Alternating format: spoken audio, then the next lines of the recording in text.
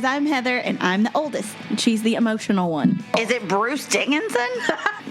Man, why? I mean, like, you didn't even read the list. You're like, Heather. Hey guys, I'm Ben. I'm the middle child. And he's the practical one. What I need you to understand is that you have lost all credibility when we get to the cutting stage. Why? Kenny Chesney was your second pick. I'm Beth, and I'm the baby. She's also the swing vote. My picks are great. And if you don't believe it, just ask me. I won't argue with you because I'm mature. Together, we make the Music List podcast.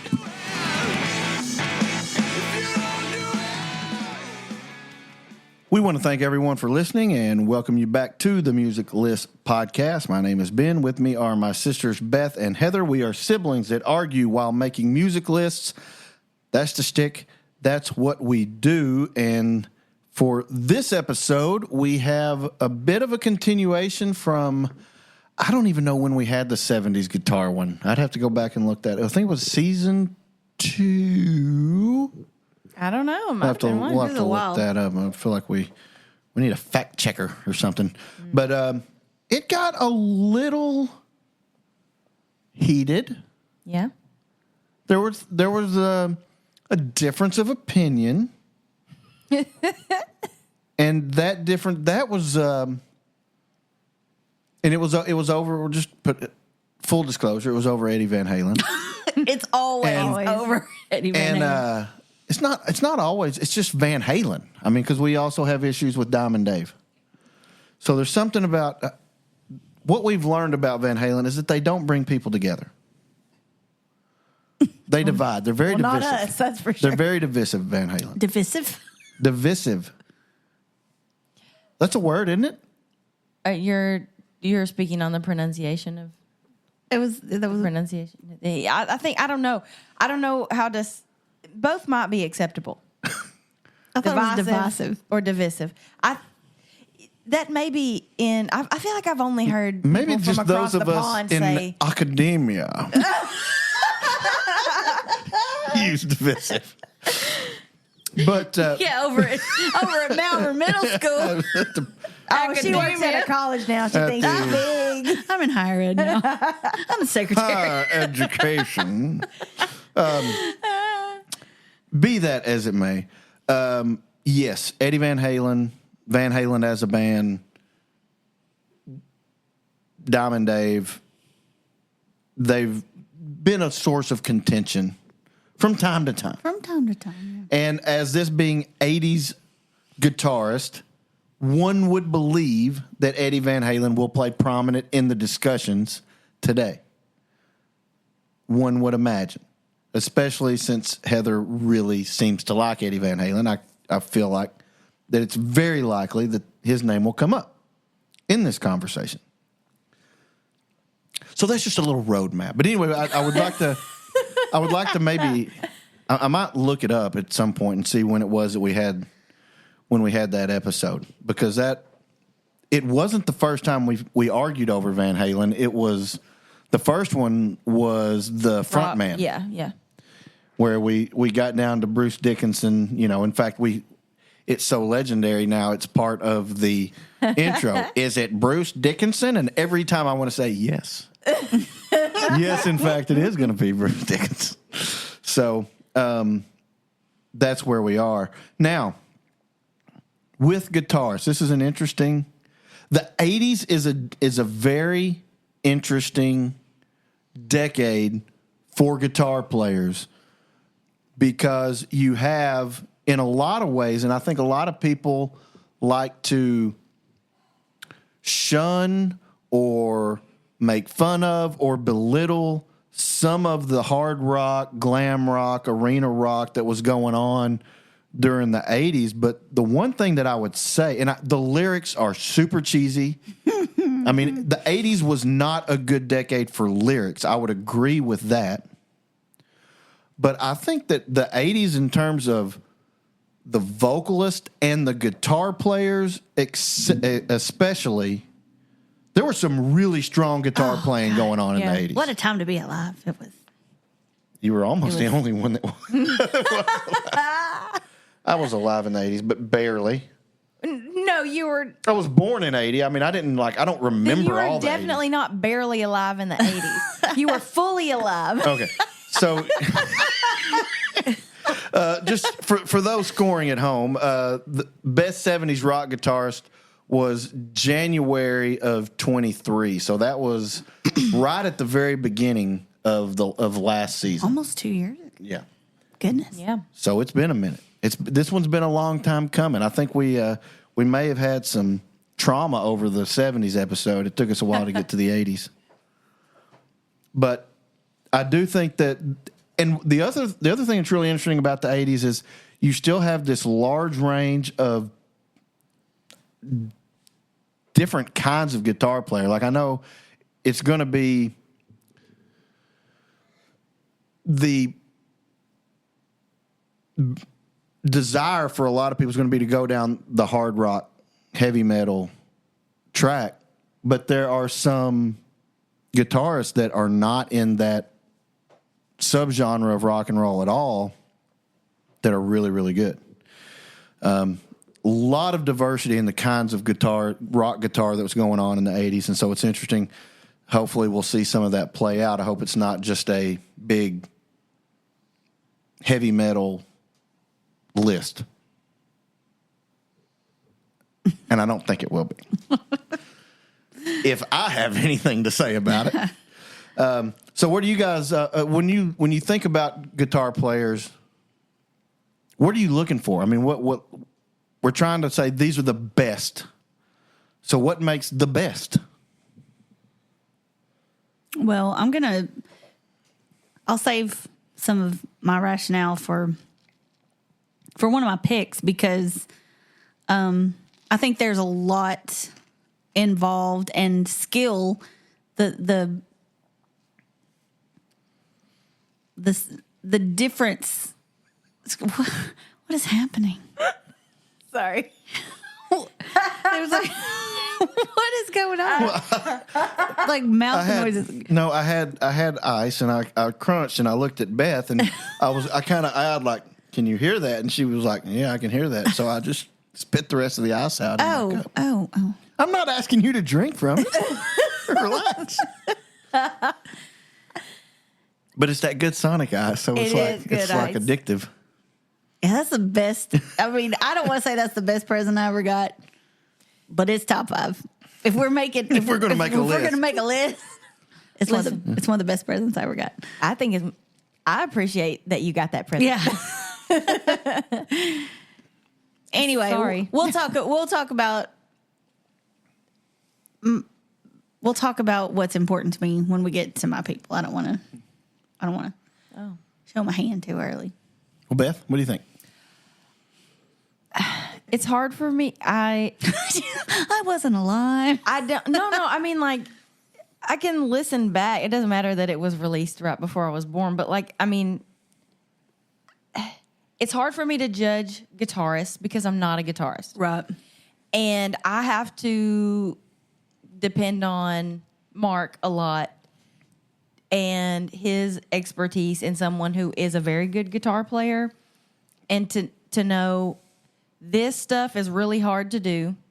This stuff is not as hard to do or whatever. Like where he thinks maybe some people are overrated, where I would be like, could have fooled me because sounds hard, because it's all hard to me.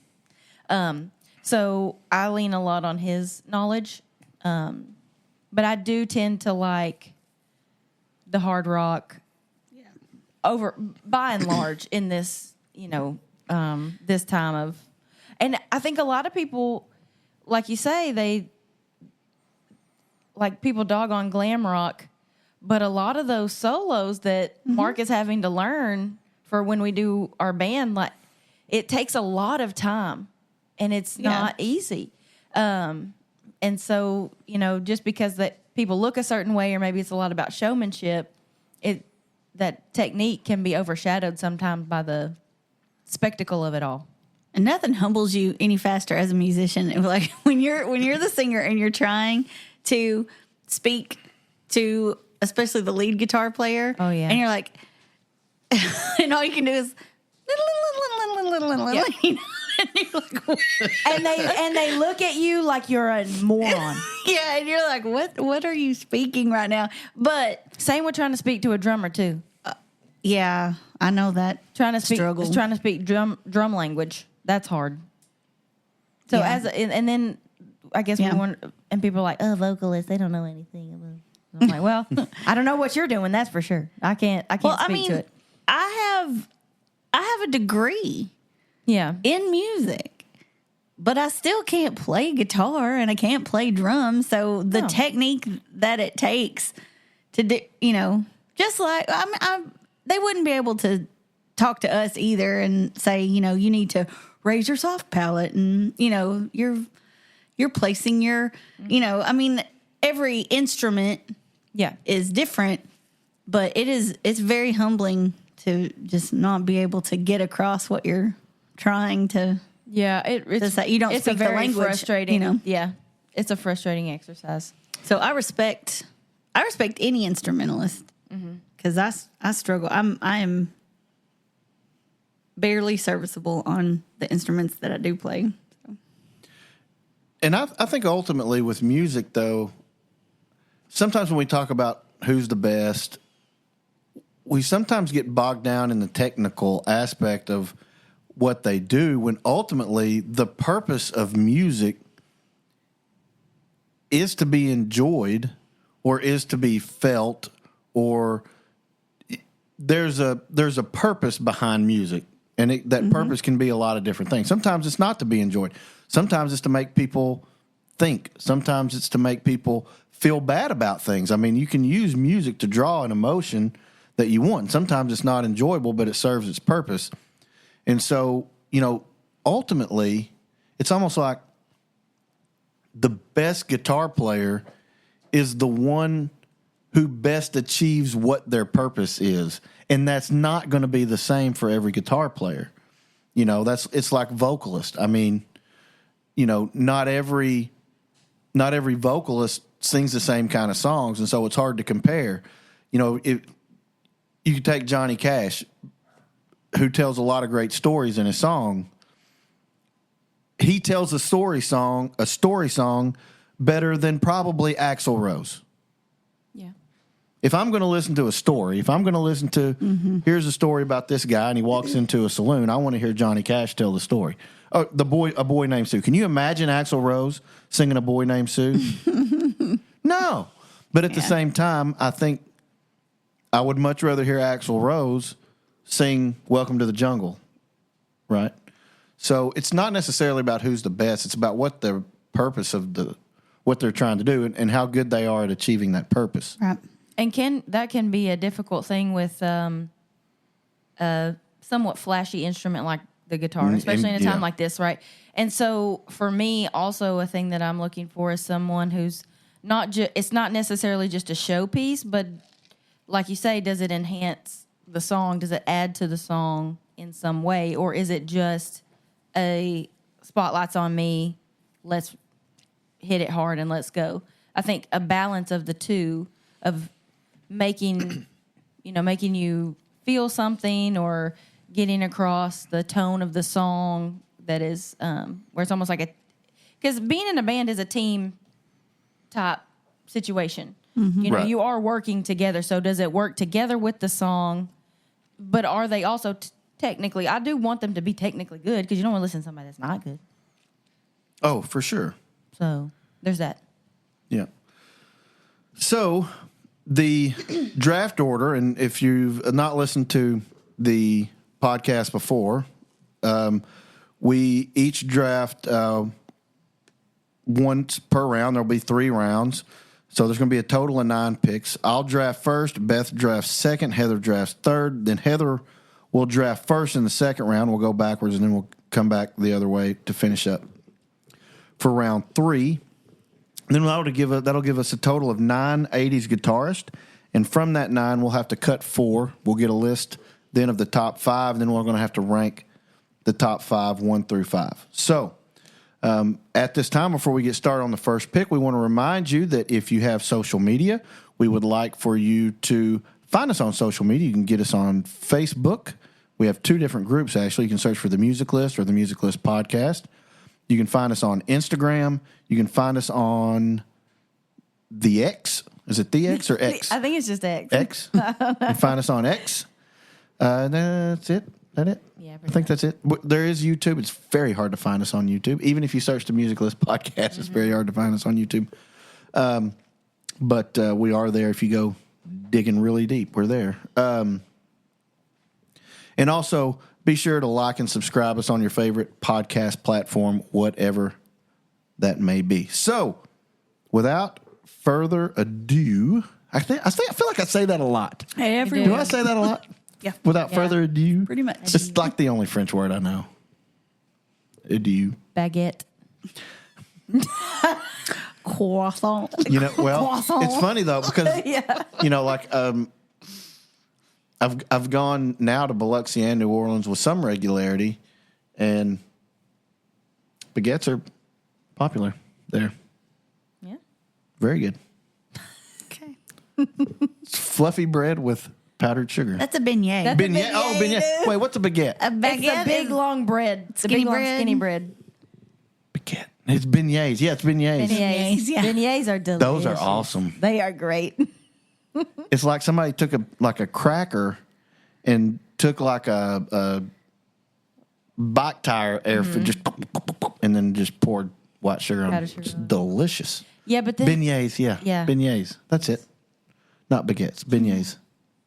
But they're both bread. yeah. Wild. Wow, crazy. Mind blown. French like their bread. Okay, I guess I could draft somebody now. Yeah. So I not only think that this person is the best guitarist of the 80s. I swear. I tell you, it better not be. Who do you think it is? I know who I think it is, but it better not. You better not say who I think it is. Who do you think it is? I think he's the greatest guitar player of all time. Well, maybe not the greatest. Okay, I think well, he's it's the not who I best. think I it is. think he's the best guitar player of all time. He's definitely the one that I enjoy listening to the most. This is going to be a live performance that you're about to hear from Stevie Ray Vaughan.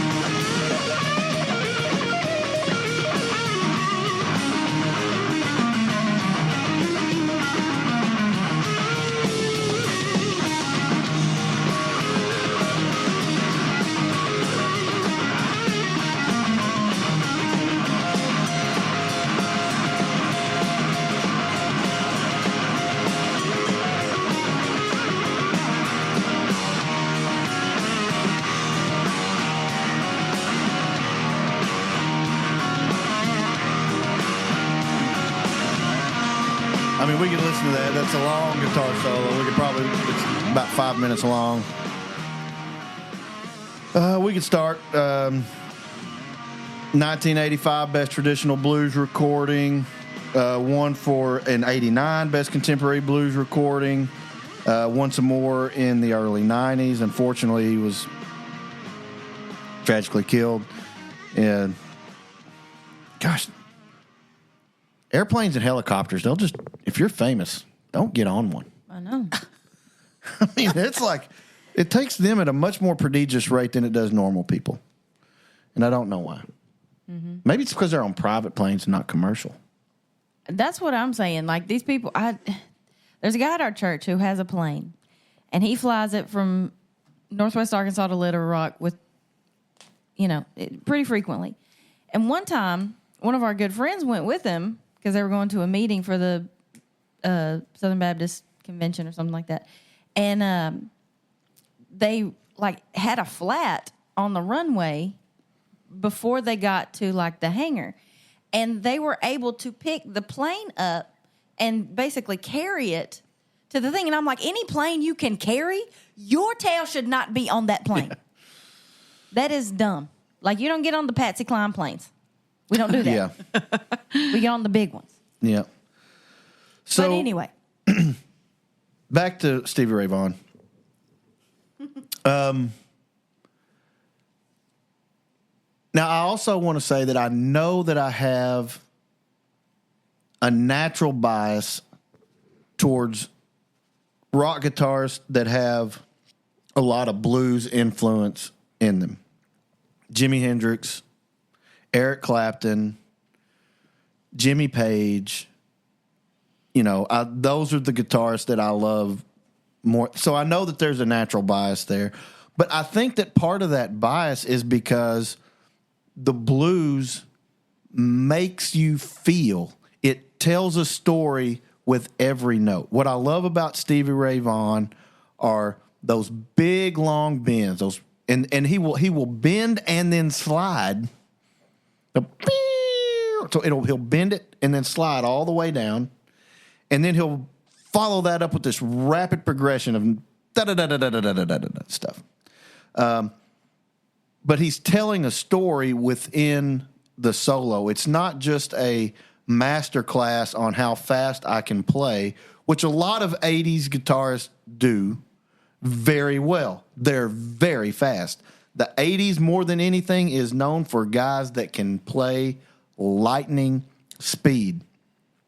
And Stevie Ray Vaughan can do that. He just elects to do it sparingly because he likes those bends and he likes that bluesy feel, which is not really known for the shredding. It's about the emotion. But the dude can play like a virtuoso literally behind his back, which is insane. And the other thing that I think is probably true, if we were to go back and just look, if you search for Stevie Ray Vaughan on YouTube, if you search for Stevie Ray Vaughan's solos on YouTube, they're almost all live solos. They're not studio creations. This guy played live at a mastery level. More than any, at a rate that I've not seen anybody else play, especially when you consider how short his career span was because of the crash. He's got a signature sound. You know exactly who it is based on the tone of that guitar. And then when you look at the guitarists of today that call him if not the primary influence, a primary or major influence, John Mayer, Joe Bonamassa, Gary Clark, Mike McCready from Pearl Jam. I mean, it's a who's who list of guys today. And so,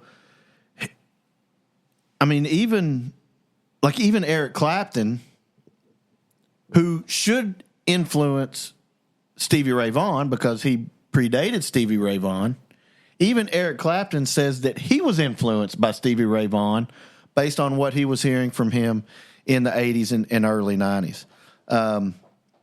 Brad Paisley has mentioned him as a big influence. Richie Sambora has mentioned him as an influence. And these are guys that don't necessarily sound like blues guitarists, but Zakk Wylde from Ozzy and Black Label Society. These are guys that have still found things in his playing that they have been able to implement into their own.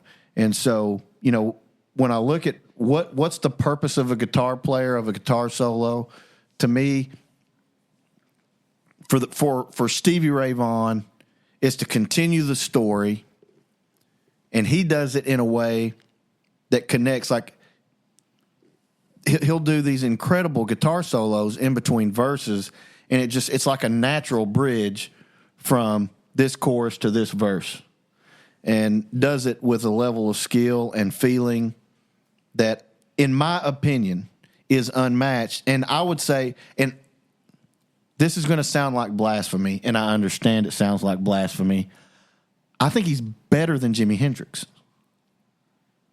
I think he's better than Jimi Hendrix. Is he greater than Jimi Hendrix? No. Jimi Hendrix is the most influential guitar player not named Robert Johnson, probably. But I think if you were to stand them up on stage and they were to have a guitar off, a playoff, Stratocaster versus Stratocaster, and in a blind study, you don't let people see a double blind study, which means there are two curtains between them and the audience. Then I think I'm kidding. People, do not write in saying he doesn't know what a double blind. You're right. I don't know, but I know that it's not two curtains. It's blindfolded curtains. But I think that if you were they could just hear the sound. I think most people. I think that there would be a slight majority of people or a plurality of people, because there may be some that say I don't know. But I think that more people would say that they enjoyed Stevie Ray Vaughan's playing over Jimi Hendrix. We will never know. But I just think that he took everything that Jimmy had and added to. Better than anybody else that has ever played since Jimi Hendrix. So that's my story, and I'm sticking to it. Okay. Yeah. Can you tell I'm passionate about Stevie Ray A Vaughan? little bit. Yeah. Have you dropped a mic on that one? Is that it? Mics are too expensive. Okay. Don't drop mics. Don't drop mics. Beth. Well, then I'm going to go. Okay. My first pick. Yeah. Wait. Was that who you thought it was going to be? No. I mean, I'm glad that that's who you picked. Because I was going to lose my ever-loving mind if you picked Eddie Van Halen first. Oh. Well, allow me. That's fine. I mean, it's the correct answer. But Well, all right. So my first draft pick of 80s guitarist is Eddie Van Halen, and I've chosen for us to listen to maybe not one that you would expect, not one of his solos you might have thought.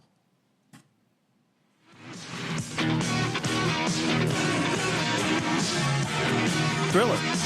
Yeah. Beat it. Beat it. Yeah.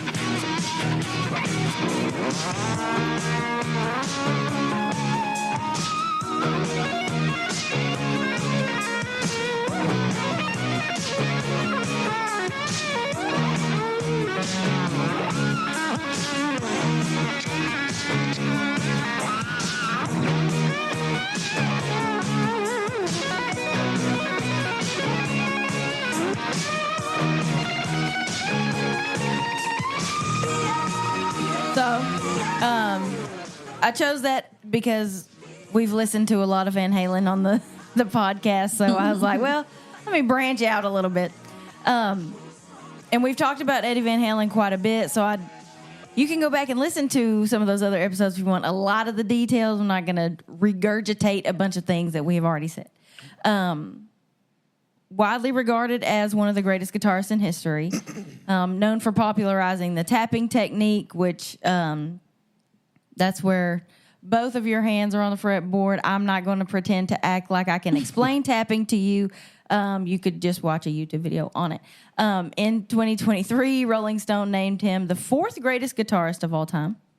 I would be interested to hear what three they named ahead of him. Mm-hmm. But Heather, you would be interested to hear that too? I would. Yeah. I bet I could name at least one of them. Yeah. I'm sure that that Stevie Ray is one of them. I'm sure Jimmy is one of them. Oh, yeah. Possibly Jimmy Page. Yeah, and I feel like that would be right. But anyway, guitar is actually his third instrument. He started on piano, and then he picked up drums first. He picked up drums, and Alex picked up guitar. And when he heard Alex on the drums, he was like, nah, let's switch. Let's swap. You do it. He never learned to read music.